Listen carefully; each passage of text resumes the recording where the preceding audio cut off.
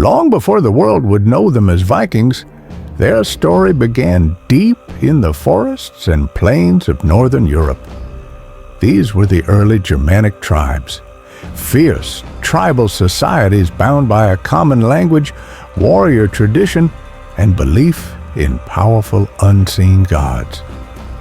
They lived in small settlements, farming the land, hunting game, and fighting to protect their kin.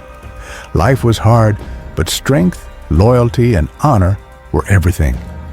Warriors carried decorated spears and round shields, and elders told stories by firelight of gods who shaped the world with chaos and might. Over the centuries, these tribes began to move north, pushed by population shifts, climate change, and conflict. Slowly, they entered the vast cold lands of what we now call Scandinavia.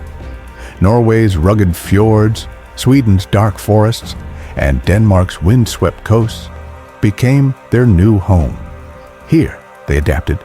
They hunted elk in the snowy woods, built long houses from timber, and carved out new lives from the wilderness. Though the tribes were scattered, their shared myths and language, what we now call Proto-Norse, connected them. By 200 AD, these early settlers had laid the cultural and linguistic foundation of what would become the Norse peoples, the ancestors of the Vikings. Their journey had just begun. By the 3rd century, the scattered settlers of the north had grown into something more. From the wilds of Scandinavia, distinct Norse tribes began to take shape, rooted in the lands we now call Norway, Sweden, and Denmark. In Sweden's deep forests and lakes, clans farmed and hunted. In Norway, they lived between mountain and sea, learning to read the waves, and on Denmark's open plains, villages grew strong through trade and tradition. Though each tribe developed its own customs, they were united by language, Old Norse, and by their gods. They worshipped Odin, Thor, and Freya, offering prayers and sacrifices beneath sacred trees and stone altars. Runes were carved into stone, passing on knowledge. Elders taught stories of ancestors and gods, while young warriors trained with spear and axe. These were not yet Vikings, but the Norse identity was forming, a people shaped by cold winds, dark woods, and shared belief. Their story was only just beginning. As the Norse tribes settled deeper into Scandinavia's mountains, forests, and fjords, their beliefs grew richer, shaped by the wild lands around them and the mysteries of life and death. In this world of shadow and storm, gods rose to power, figures both divine and flawed, who mirrored the lives of those who worshipped them. Odin, the one-eyed wanderer, sought wisdom at any cost. Thor, the thunderer, defended the realm with his mighty hammer. Freya, goddess of beauty and battle, wept golden tears, and Loki, the trickster, danced between order and chaos. These were not distant deities, but companions in myth, watchful in the storm clouds, present in the crackle of fire and the howl of wolves. Runes, etched into stone and bone, became sacred tools of knowledge and fate. Each symbol carried meaning, power, and a whisper of the divine. Rituals took place in sacred groves under moonlight. Offerings of food, bone, and blood were made beneath ancient trees and before carved idols. Seers spoke of omens and dreams, and warriors prayed for strength before battle. This age of gods and symbols marked the spiritual awakening of the Norse world. It was not yet the Viking Age, but the myths that would drive it had already taken root in fire, stone, and story. As belief in gods and runes deepened, so too did the bonds and rivalries between Norse tribes. Across the cold lands of Scandinavia, unity gave way to division. Clans formed around chieftains, strong men who ruled through bravery, bloodlines, and brute force.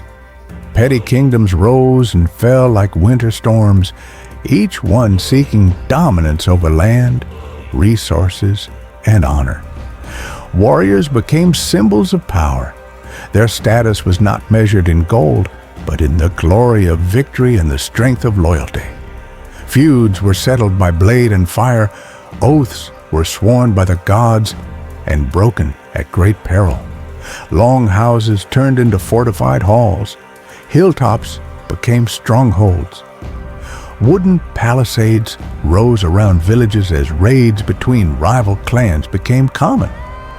The Norse world had become a landscape of shifting alliances, blood feuds, and ambition.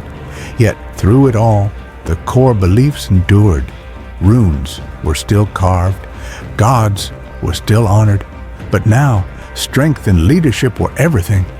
In this harsh world, honor was life, and shame was worse than death. The seeds of the Viking Age had been planted. What began as shared faith and myth had now become a culture of warriors and warlords. As the Norse chieftains battled on land, another revolution was quietly taking shape along the coasts and fjords. In the cold harbors of Norway, the icy bays of Sweden, and the stormy shores of Denmark, the sea called to the people. The forests gave them timber. The gods gave them purpose. And from this union, something powerful emerged: the longship. Long, narrow, and swift, these early vessels were unlike anything the world had seen. Built for speed and flexibility, they could slice through ocean waves or glide silently up narrow rivers. Shallow drafts let them land on any coast, raid, trade, or retreat in moments. The sea became a highway and a battlefield. Boys learned to row before they could read. Sailors read the sky like a map. Communities once bound by forest trails were now linked by ocean paths. These were not yet the warships of Viking legend, but the spirit was already there. Exploration, survival, and ambition. The Norse were no longer just people of the land. They were becoming a people of the sea, and the world beyond their shores was within reach. By the dawn of the 7th century, the Norse gaze turned outward, not for war, but for trade. Along the frozen rivers of the Baltic and the wind-swept North Sea, Norse traders launched their ships with cargoes of fur, iron, and amber. In return, they brought back silver coins, colorful glass beads, silk from the east, and fine cloth unknown in the north. These journeys were long and treacherous, but they brought contact with kingdoms and cultures far beyond Scandinavia. Norse traders walked the markets of Frisia and Francia, visited Saxon ports, and glimpsed the rising power of Christian Europe. With each voyage came more than goods. They returned with stories of vast cities, strange gods, and churches filled with golden relics and guarded by prayer, not soldiers. The Norse world began to change. Long houses filled with foreign trinkets. Chiefs weighed silver instead of honor alone. Curiosity stirred, and with it, ambition. These peaceful encounters planted the seeds of something darker. The Norse now knew what waited across the sea. And when the time came, they would not come to trade. By the mid-700s, Norse society had hardened into order. Life was shaped by rank, duty, and the ever-present weight of honor. At the top stood the jarls, nobles who ruled over land, commanded warriors, and upheld the god's law. Beneath them were the carls, freemen, farmers, craftsmen, and traders, And at the bottom were the thralls, slaves, often taken in war or born to bondage, whose lives were owned by others. But in this world, status was earned as much as it was inherited. Young men trained with axe and shield, dreaming not of peace, but of glory. Strength in battle, loyalty to kin, and courage in the face of death. These were the marks of a man. Warriors swore oaths before the gods. Feasts echoed with songs of conquest. At the Thing, the law council, disputes were settled, alliances forged, and justice meted out in fire and blood. When words failed, blades spoke.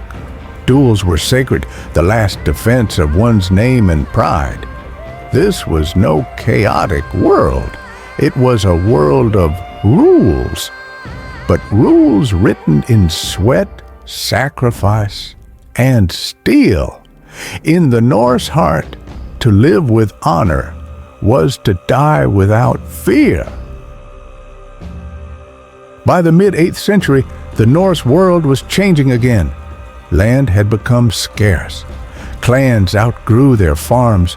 Rival chiefs challenged one another for power and pride. Honor still ruled, but so did hunger. Sons of carls had no fields to inherit.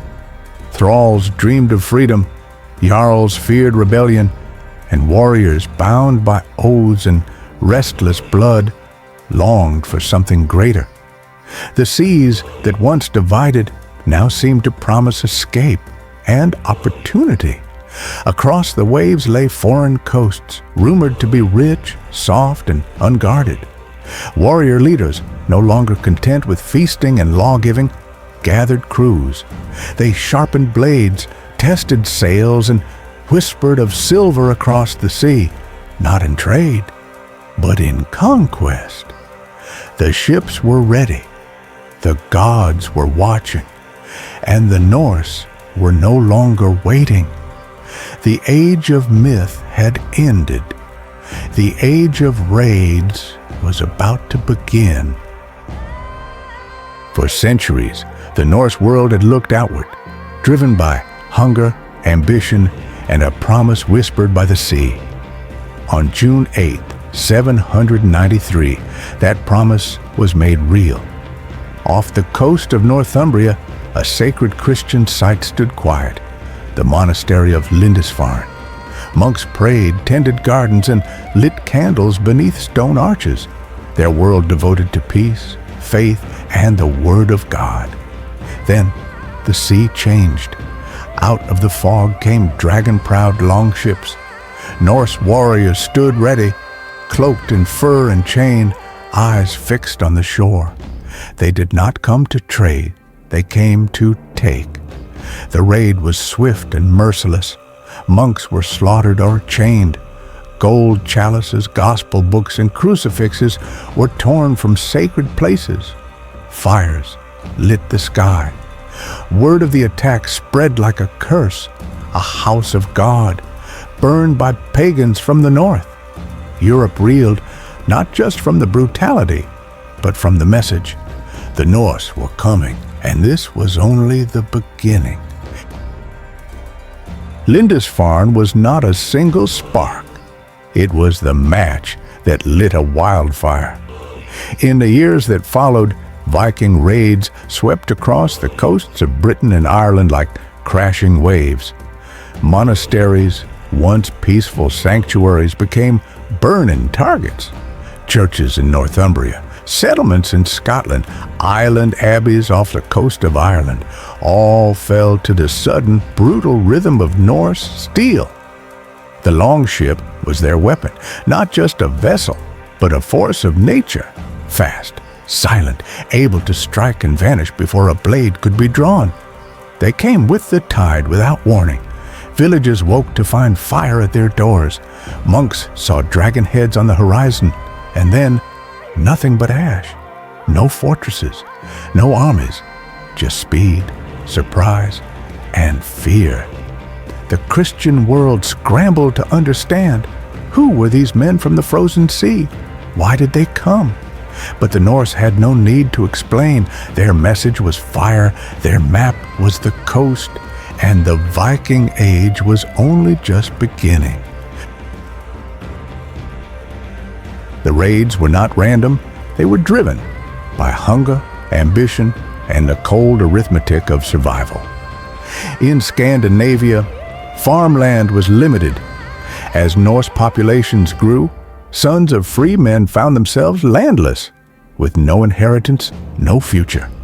Across the sea, soft Christian monasteries and trade towns glittered like open vaults.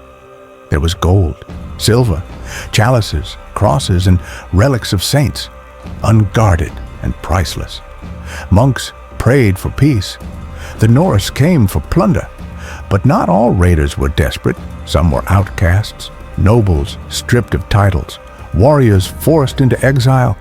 They saw in foreign shores a second chance, or a crown yet to be seized. And for others still, it was never about need. It was about glory. The Norse were raised on sagas. They sang of gods and heroes, of death with honor and fame that outlives the grave. To set sail with axe in hand was to step into that story. For some, it was survival. For others, revenge.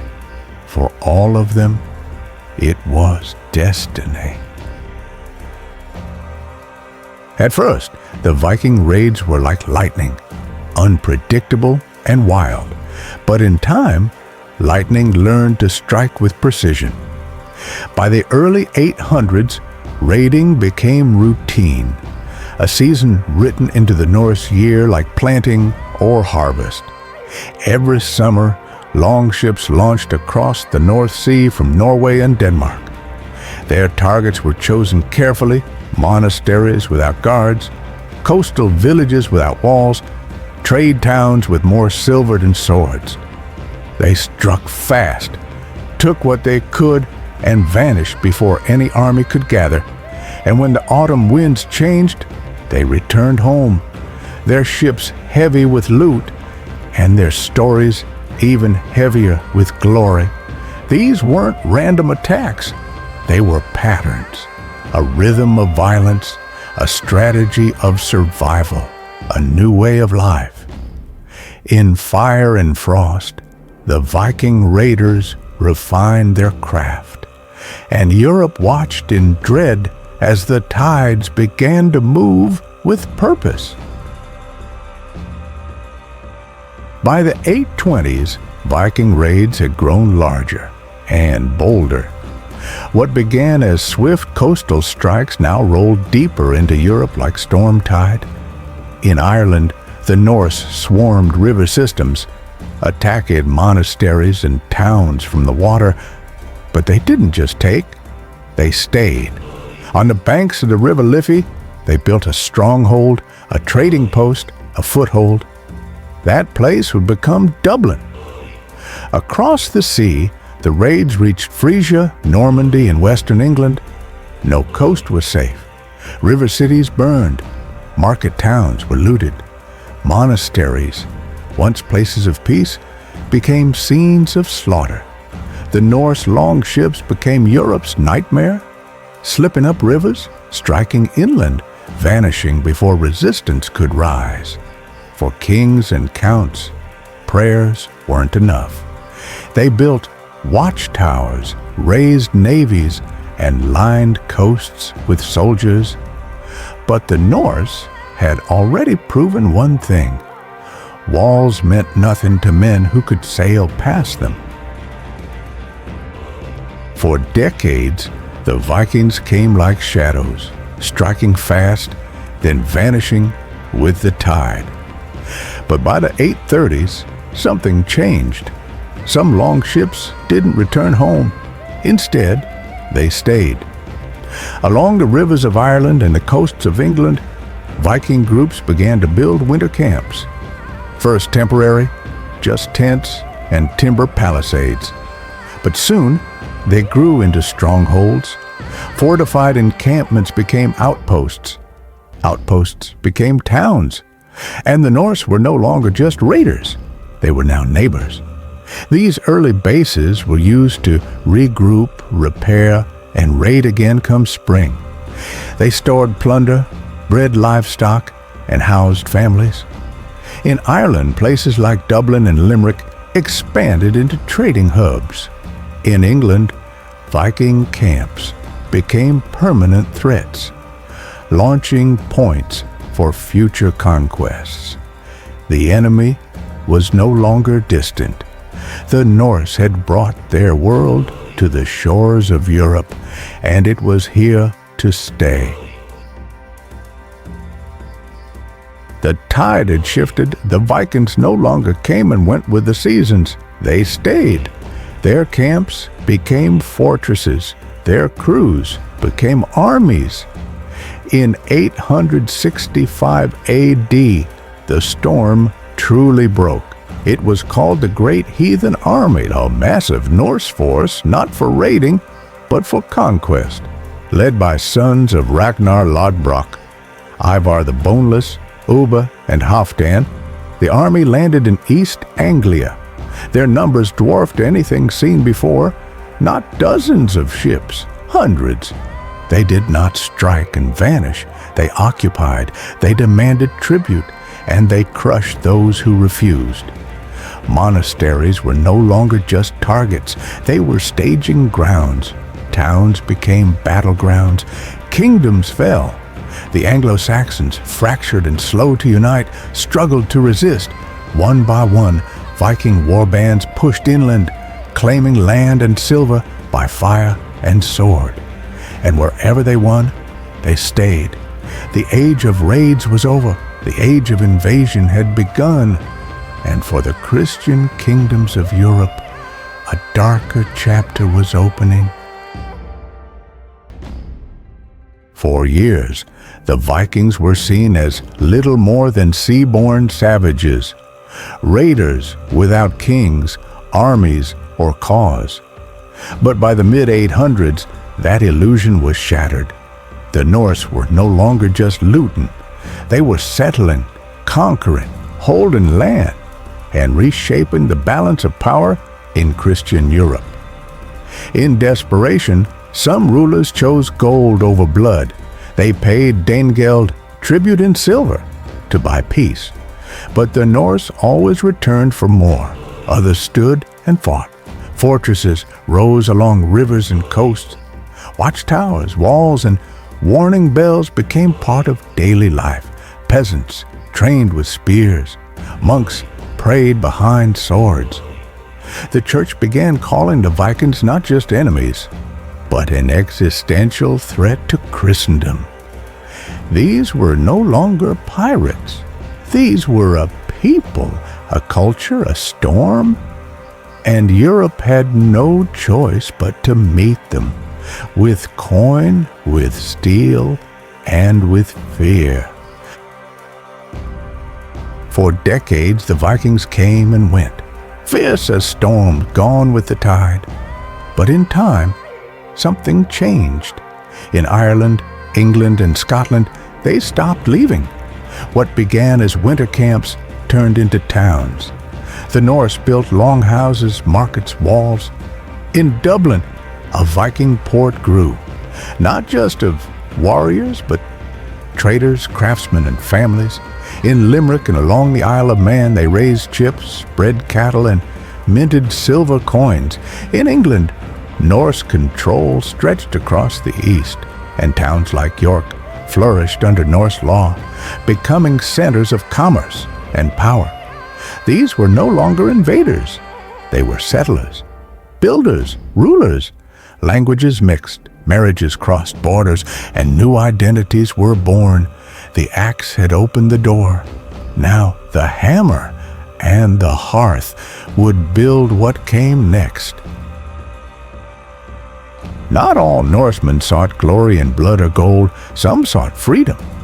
In the mid-9th century, Norwegian chieftains, driven by exile, feuds, and the desire for land, sailed west beyond the known world. What they found was a wild island of ice and fire. Iceland.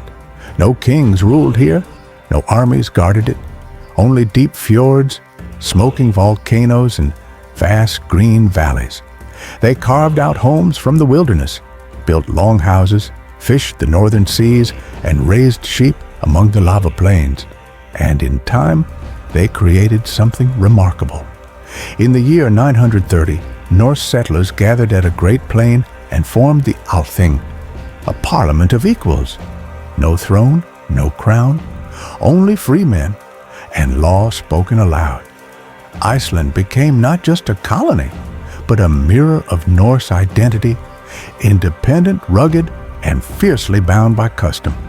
Here, the sagas would be born, and a new kind of society would rise, far from kings, but never far from honor.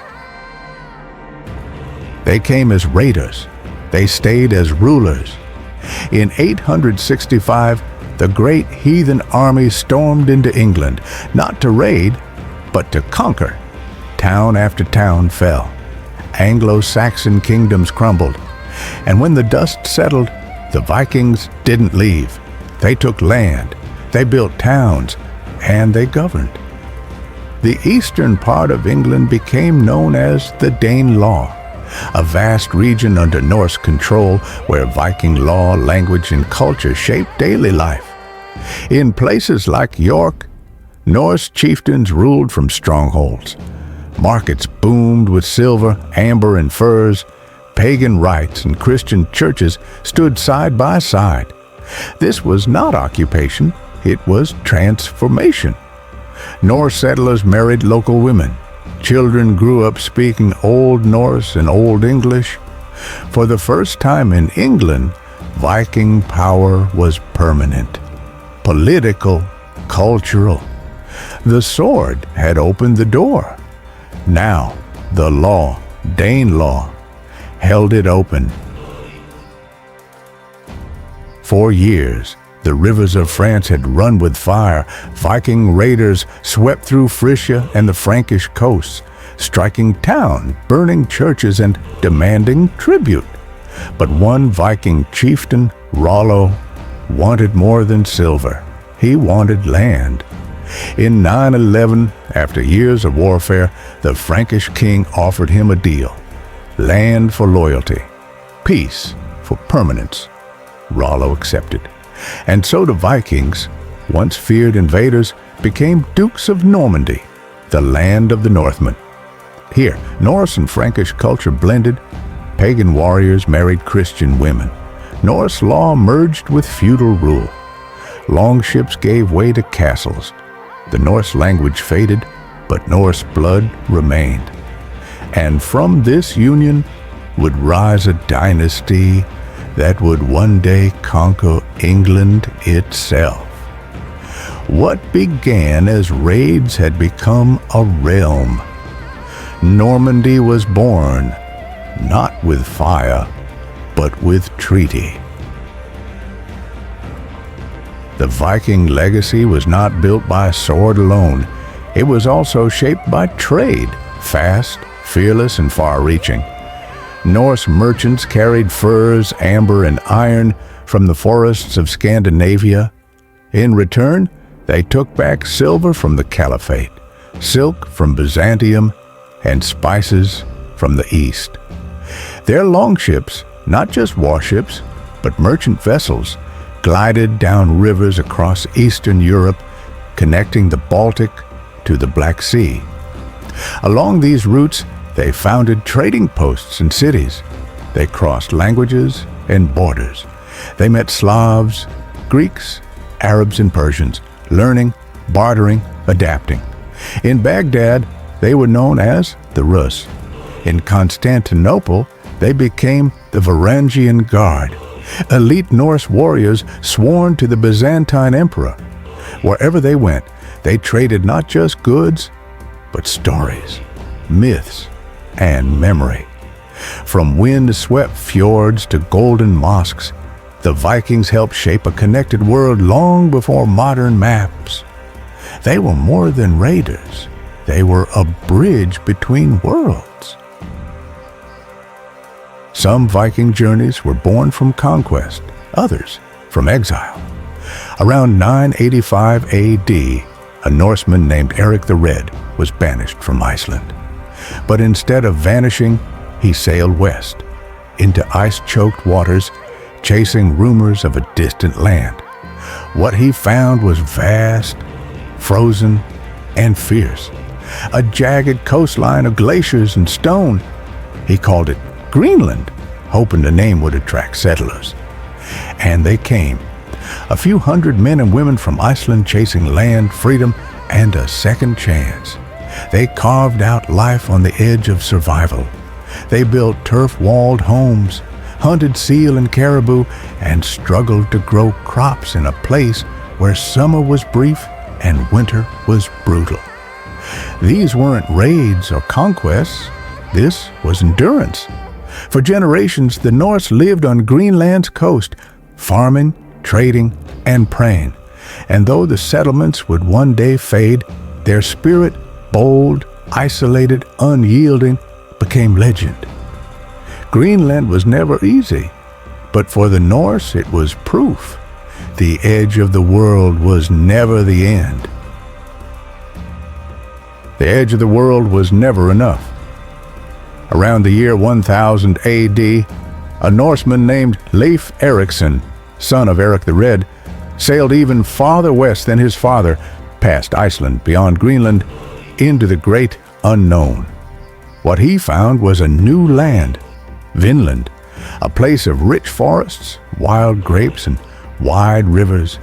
It was warmer than Greenland, kinder, and for a moment in time, it held the promise of something new. Leif and his crew built simple shelters. They hunted, fished, and explored. This was the first known European landing in North America, nearly 500 years before Columbus. But the land was not empty.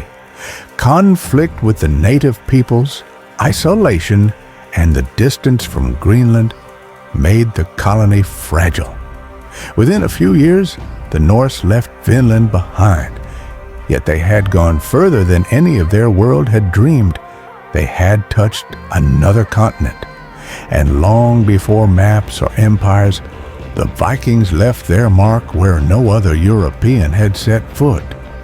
Vinland, short-lived, but eternal in story. The Viking Age began with fire and steel, but it did not end there. Across England, Ireland, France, Iceland, Greenland, even parts of Russia, the Norse didn't just take, they stayed. With them came language, Old Norse words blended into English.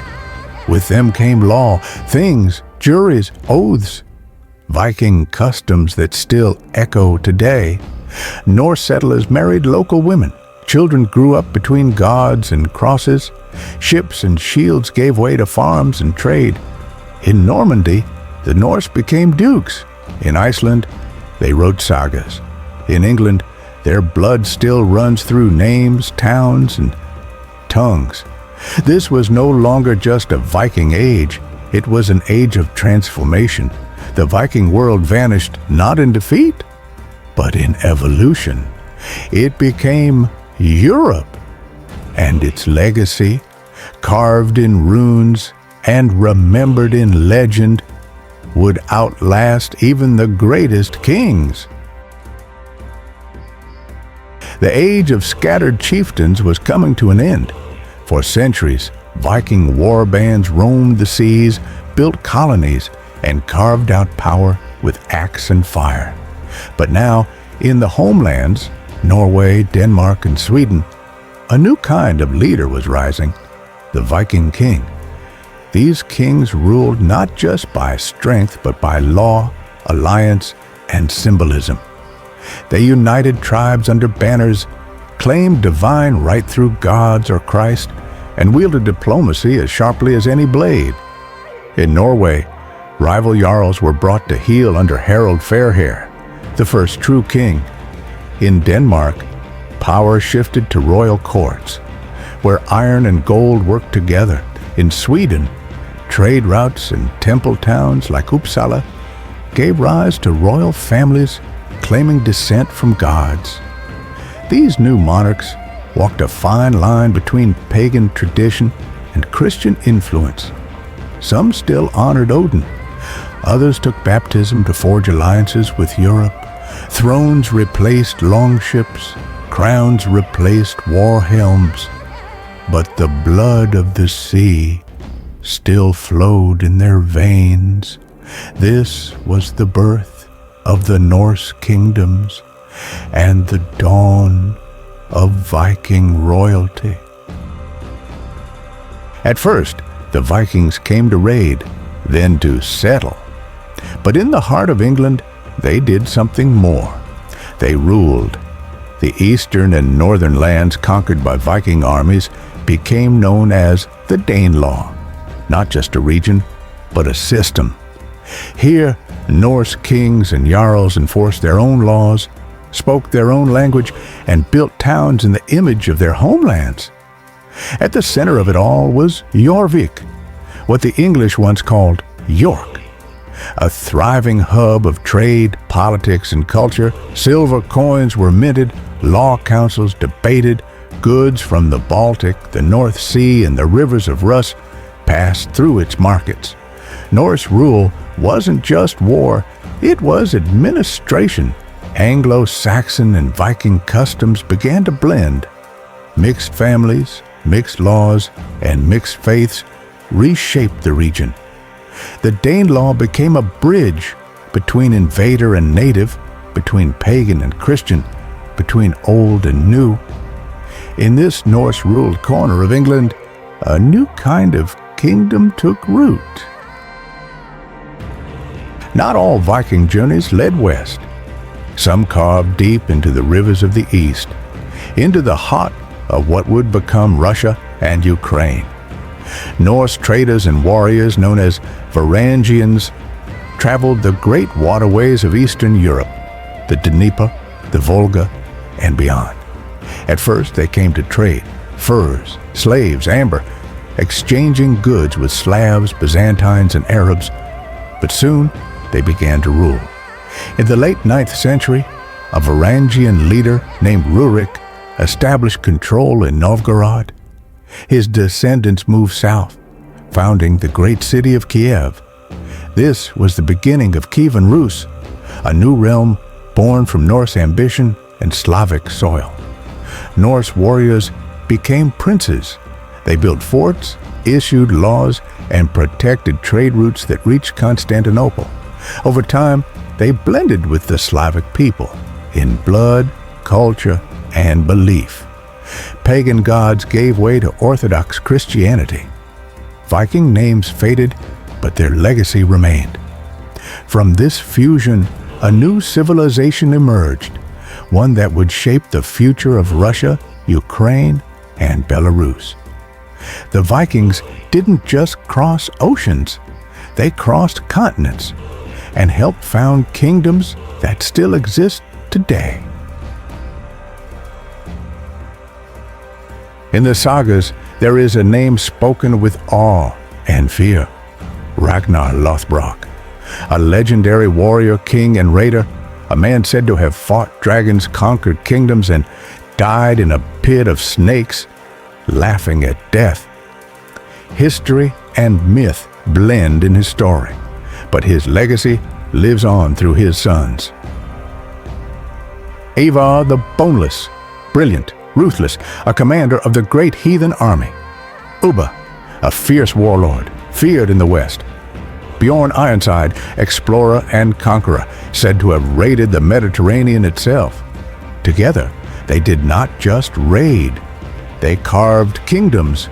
They turned vengeance into empire.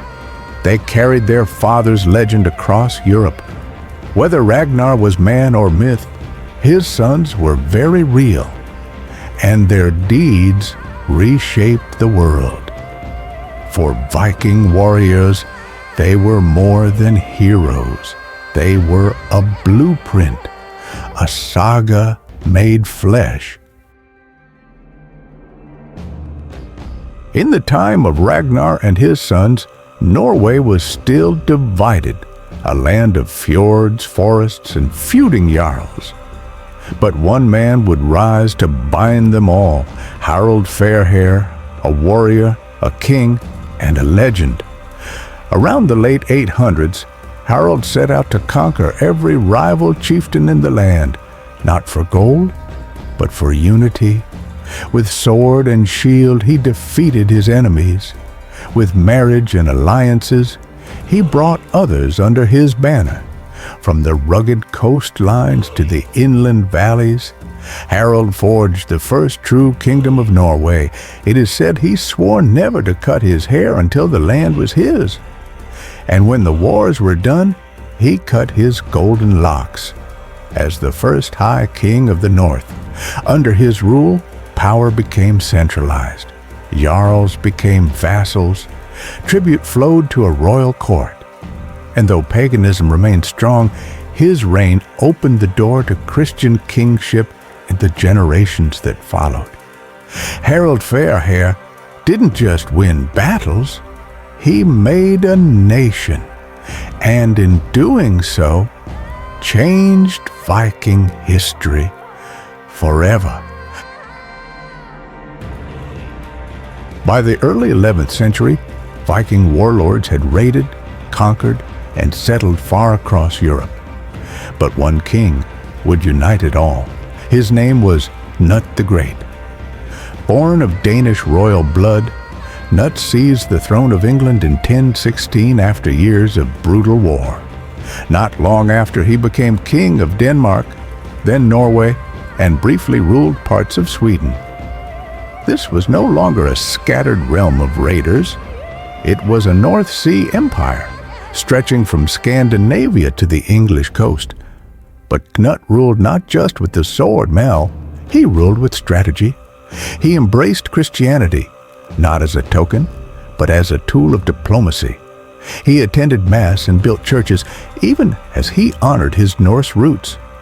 His reign brought peace to war-torn lands. Trade flourished, laws were respected, enemies were welcomed as allies. Cnut balanced two worlds, Viking and Christian, warrior and king.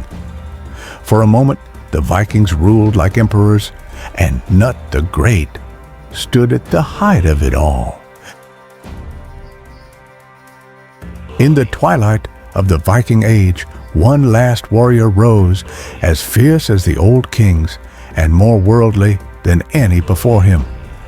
His name was Harald Hardrada, a Norse prince, a battle-hardened mercenary, a former commander of the elite Varangian Guard in the glittering empire of Byzantium. In 1046, he returned to Norway, not as a raider, but as a king. His reign was bold, aggressive, and restless. Harald ruled with ambition and still hungered for more. In 1066, he sailed across the North Sea to claim the throne of England. At first, he won, but at Stamford Bridge, English forces met him with surprising speed.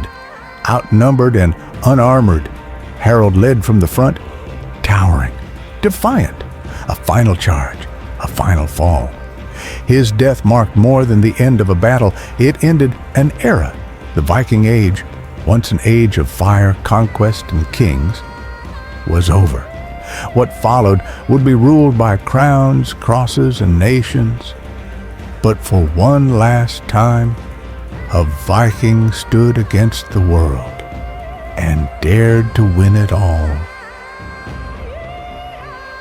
By the close of the 11th century, the sound of Viking war horns faded from the shores of Europe. The raids had stopped. The conquests had ended. But the Norse were not gone. They had changed. Kingdoms once ruled by jarls and warlords now bowed to kings, crowned not by the gods, but by bishops. Stone churches rose where sacred groves once stood. Crosses replaced hammers. Christianity swept across Scandinavia through sword, sermon, and marriage. But though the gods were silent, the old world whispered still. Norse law shaped courts. Norse words filled new languages in England, Ireland, and beyond. Norse courage flowed in the veins of knights and kings. Their stories of Odin, of Ragnar, of Leif were written into saga and song. Their ships and bones lie beneath cities they once founded. The Viking Age ended, but its legacy endures in myth, in memory, and in the very foundations of Europe. The fire may have died, but the embers still burn. In the wind-swept 9th and 10th centuries, a quiet revolution began across the cold, rugged shores of Scandinavia. Christian missionaries, journeying from the British Isles and the Frankish lands, stepped ashore bearing more than faith. They brought the written word, parchments filled with Latin script, tools of diplomacy, and customs from the courts of Europe. These men of the cloth were more than preachers. They were cultural ambassadors, carrying with them a new world view. But their task was not easy. Among the Norse, fierce in tradition and loyalty to the old gods, change was met with caution. At first, conversions came slowly, isolated to traders, exiles, or nobles who had walked the courts of foreign kings. For many, baptism was not a spiritual awakening, but a pragmatic step toward political alliances and trade. Yet even in its infancy, Christianity planted seeds of transformation. The first churches, often little more than timber halls with wooden crosses, rose beside sacred groves. Latin prayers mingled with the sound of the sea and the Norse wind. And in this subtle collision of faiths, a new chapter for the North began. As the first whispers of Christianity took root along the coasts, a deeper shift began at the heart of Norse power, within the royal courts themselves. Kings like Harald Bluetooth of Denmark and Olaf Tryggvason of Norway stood at the crossroads of tradition and transformation. These were warriors, statesmen, and visionaries, men who saw Christianity not just as a faith, but as a powerful tool of diplomacy. For these rulers, the cross offered more than salvation. It offered alliances with Christian monarchs, access to European trade, and a new sense of divine legitimacy. Harald Bluetooth famously erected the Jelling Stones, proclaiming his Christian faith alongside his royal deeds. Olaf Tryggvason, bold and zealous, carried missionaries with him and demanded conversions throughout Norway. In the halls of kings, where swords once settled disputes, now came bishops with books and scrolls. These royal conversions rippled outward. When a king changed his gods, so too did his warriors, his court, and his people. Resistance remained, but with the crown behind the cross, Christianity surged across the north.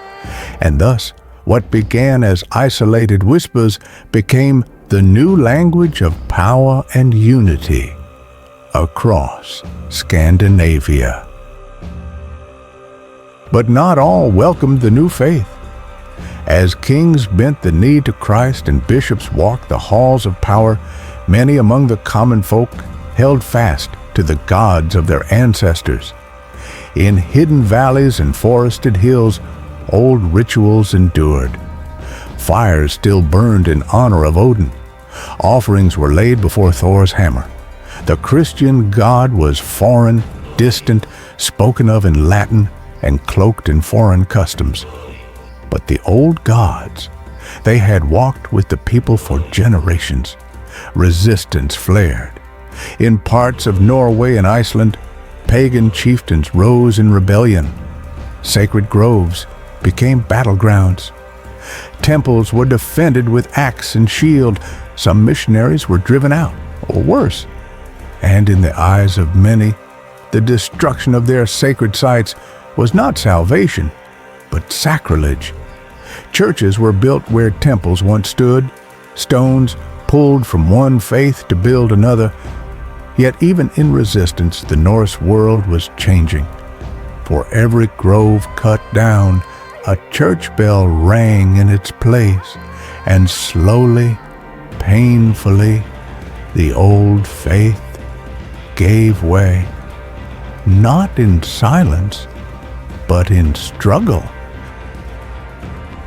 In time, resistance gave way to routine. As churches rose where groves had fallen, the rhythms of Norse life slowly aligned with Christian time. Baptisms replaced naming rights under the sky. Church bells marked weddings once blessed by the gods, and the dead, once sent off on burning ships or buried with offerings, now rested in consecrated ground beneath wooden crosses. With each season, the old festivals shifted. Yule, once a feast to honor the rebirth of the sun and the gods of winter, became the celebration of Christ's nativity. Spring's fertility rites were rebranded in the name of saints. Christian priests learned to speak the language of the people, and in turn, the people wove their traditions into the new faith. The gods may have changed, but the fire remained. Faith was no longer just for kings or warriors. It lived in the kitchen hearth, at the market, in lullabies sung to children. Slowly, almost imperceptibly, Christianity was no longer foreign. It was home. As Christianity reshaped daily life, it also redrew the political map of the North. No longer raiders from the edge of the known world, Viking rulers now stood shoulder to shoulder with Christian monarchs of Europe. Alliances were forged not with axe and fire, but with ink and seal. Latin became the language of law and diplomacy. Viking kings learned to write, to read, to rule not only by sword, but by scroll. Coinage replaced barter. Written laws codified justice. Titles like king, duke, and count replaced jarl and chieftain. Across the seas, Norse envoys walked the marble halls of Frankish courts. Bishops corresponded in Latin with Rome. Churches linked kingdoms. Marriage alliances united royal families. The world of the Vikings was no longer isolated. It was European. And in embracing this new identity, they did not lose their power. They reshaped it. The Norse had once crossed oceans to conquer. Now they crossed borders to rule. As raiding gave way to rule, a new power rose alongside the crown. The church, no longer just spiritual guides, bishops, and priests, now sat at the tables of kings. Their voices shaped royal policy, advised on justice, and blessed treaties. Churches became more than houses of worship. They were schools, courthouses, and centers of record. Where once laws were spoken and remembered by skalds, now they were written, preserved in Latin on parchment, and sealed with the authority of both king and bishop. Monasteries turned into hubs of administration. Priests became scribes, teachers, and judges. Across Scandinavia, the church helped knit together scattered clans and warring jarls into unified kingdoms. Power was no longer measured only in warriors, but in words, scrolls, and scripture. The old oral traditions gave way to written law, and in the quiet cloisters of the church, the foundations of modern governance were laid. The sword and the cross had once clashed. Now they ruled side by side. As raiding gave way to rule, a new power rose alongside the crown. The church, no longer just spiritual guides, bishops, and priests, now sat at the tables of kings. Their voices shaped royal policy, advised on justice, and blessed treaties. Churches became more than houses of worship. They were schools, courthouses, and centers of record. Where once laws were spoken and remembered by skalds, now they were written, preserved in Latin on parchment, and sealed with the authority of both king and bishop. Monasteries turned into hubs of administration.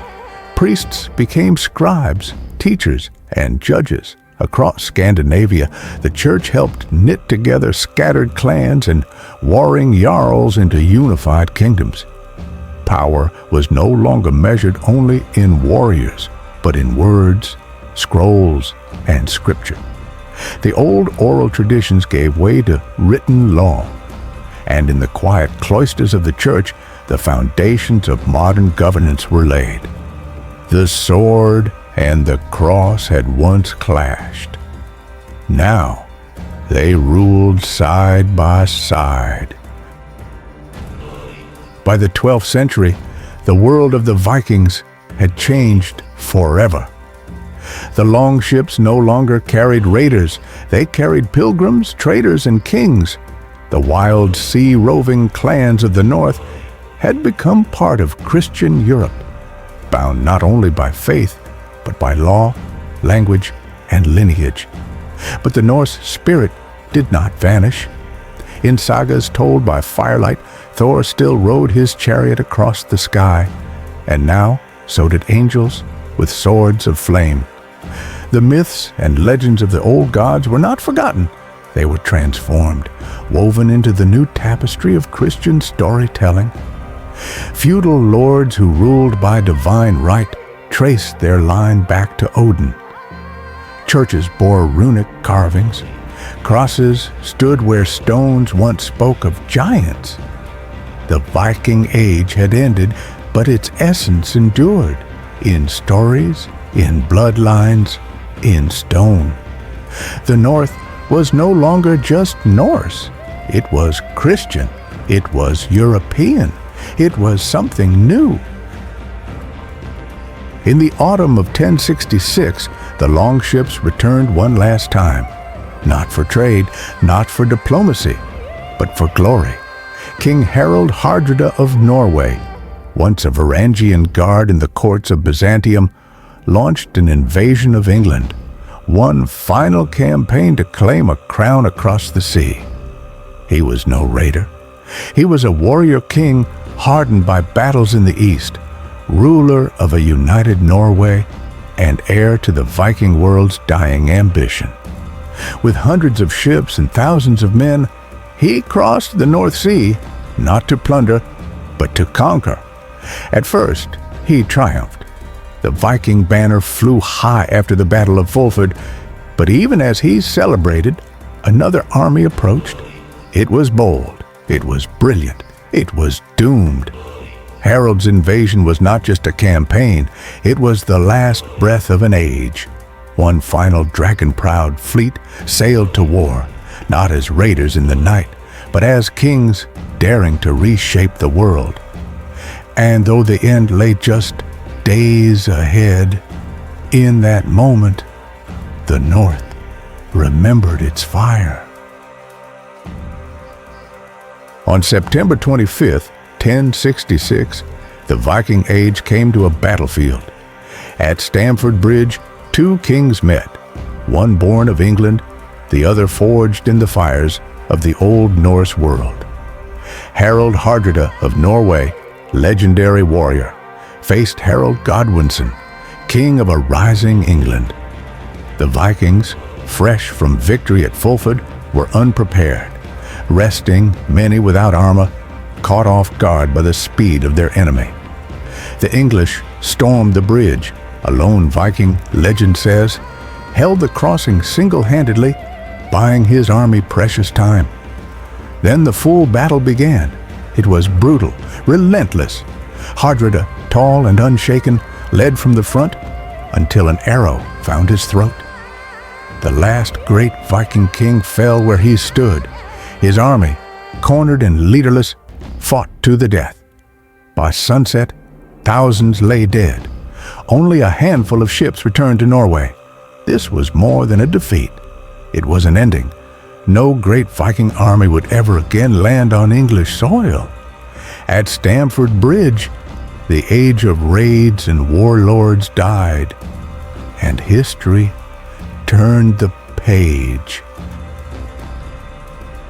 Just 3 weeks after Stamford Bridge, another army crossed the sea. This one came from the south, not from Scandinavia, but from Normandy. Its leader was William the Conqueror, Duke of Normandy. He too sought the English crown. And like Harold Hardrada before him, William claimed royal blood and destiny. But William was no outsider. He was a descendant of Vikings. His great-great-grandfather was Rollo, a Norse warrior who once raided France and was granted land to end the raids. That land became Normandy, and the Norse who settled there became Normans. They built castles, adopted French language and customs, and embraced Christianity. But the fire of the North still burned in their blood. At the Battle of Hastings, William defeated Harold Godwinson, who had just repelled the last Viking invasion.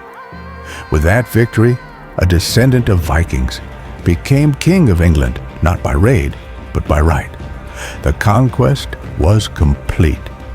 The Viking Age had ended in battle, but its legacy now ruled from the throne. The raiders had become rulers, and the Norse spirit lived on, reborn in crown, court, and kingdom. The Viking Age may have ended in battle, but its echoes live on, in words. Walk through England, Ireland, or Normandy, and you'll find them everywhere. York, Grimsby, Skye. These names are not English, they are Norse. The Vikings left their mark not just in stone and story, but in language. From sky to egg, from knife to window, Norse words slipped into English like raiders into a harbor. They brought clarity, simplicity, and a northern rhythm. Even everyday speech bears their legacy, words like they, them, and take. And then there are the names, Eric, Ingrid, Gunnar, carried by settlers and kings. These names survived dynasties, borders, and centuries. Viking place names remain like footprints across the land. Towns ending in -by, -thorpe, and -wick, reminders of old farms, villages, and harbors. This was not the erasure of a culture, it was a fusion, a blend of Norse and native tongues that reshaped how people spoke, wrote, and even thought. The Viking voice still whispers in the words we use every day, not as conquerors, but as part of who we are. They called them sea dragons, long, narrow, and swift as the wind. Viking longships were marvels of craftsmanship, shallow enough to glide through winding rivers, strong enough to cross vast oceans. Their hulls were clinker-built, overlapping planks bound with iron rivets, flexible, fast, and elegant. From forest to fjord, these ships were carved by hand, shaped with generations of shipwrights who passed their craft like sacred lore. Each dragon-headed prow told a story of gods, clans, and courage. These ships spoke before their crews ever did. Powered by oar and sail, the longship gave Vikings unmatched freedom. No coast was out of reach. No current could bar their path. They raided, they traded, they discovered, and wherever they sailed, they left more than fear. They left influence. From medieval European navies to modern engineering halls, Viking design echoed onward. Today, their spirit lives on, in reconstructed hulls, in museum halls, in the hands of children learning their ancestors' craft. The longship was more than wood and iron. It was vision. It was power. It was the Norse soul made sail. Not all Viking legacies were forged in iron. Some were spoken, then remembered. Long before written law, the Norse ruled through assemblies called things. These gatherings brought free men together to settle disputes, pass judgment, and shape their society. In Iceland, the Althing became one of the world's oldest parliaments, founded in 930 AD and still meeting today. There were no kings handing down decrees. Justice came from the people themselves. Oral law, carried in memory, spoken aloud, passed from one generation to the next, was central. Witnesses, not documents, proved truth. And in place of royal courts, communal consensus shaped the verdicts. This model spread, influencing early governance in parts of Britain, Ireland, and even Norman law. The sword enforced order, but the voice defined it. And in these early assemblies, we see the roots of systems still used today: open debate, jury trials, and democratic councils. The Vikings may be remembered as warriors, but they were also lawmakers, and their laws didn't vanish. They evolved. Though their ships returned to harbor and their swords were sheathed, the Vikings never truly disappeared. They lived on, in words, in stories, in firelit songs passed down through the ages. The Icelandic sagas, the poetic and prose Eddas, and medieval chronicles preserved the voices of a world where gods and mortals walked side by side. Thor, the Thunderer; Odin, the one-eyed wanderer; Loki, the trickster in shadow. These figures outlived their altars. They crossed into Christian Europe, cloaked in folklore, reshaped as legend. In the 19th century, romantic writers and nationalist thinkers rediscovered them, recasting Norse myths as the heritage of a heroic, untamed past. The Viking became more than history. He became a symbol, a rebel, a wanderer, a fire that would not go out. Today, these tales live on in novels, films, games, and music. From high fantasy to heavy metal, Viking myth breathes anew.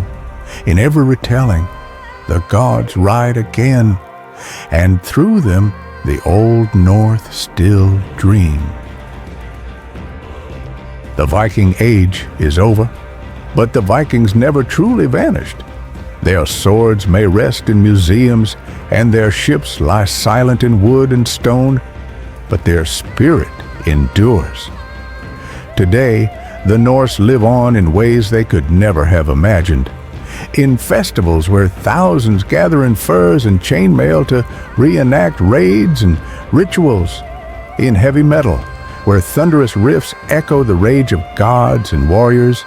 In museums, where longships stand like sleeping giants under glass. In fantasy films, novels, and games, where Thor swings his hammer and sagas unfold anew. The Viking is no longer feared, but admired, not as a raider, but as a symbol of resilience, freedom, and identity. Around the world, people wear Mjolnir pendants, trace their ancestry to fjords, and name their children after Norse gods. The Viking Age ended in 1066, but the Viking afterlife, it's now. It's alive, in story, in culture, in every soul that dares to stand bold against the storm.